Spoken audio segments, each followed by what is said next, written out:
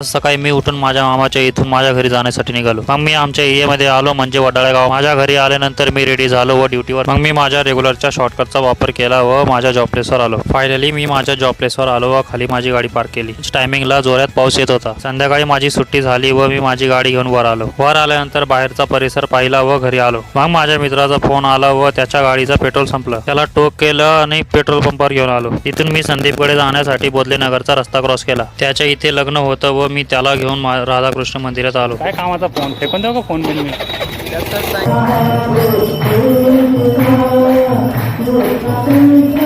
बाहेर आल्यानंतर आम्ही प्रसाद घेतला व खात बसलो। तिथून परत चप्पल घालून दुसऱ्या साईडला गेलो। जिथून आम्ही एंट्री मारली तिथं समुद्र मंथनचा दाखवत होते। त्या मंदिरात गेल्यानंतर खाली महाभारतचे रंगवलेली बाहेरून एवढा मोठा मंदिर होता की बस आम्ही पाहिला आणि तिथं दर्शन केलं आणि बाय।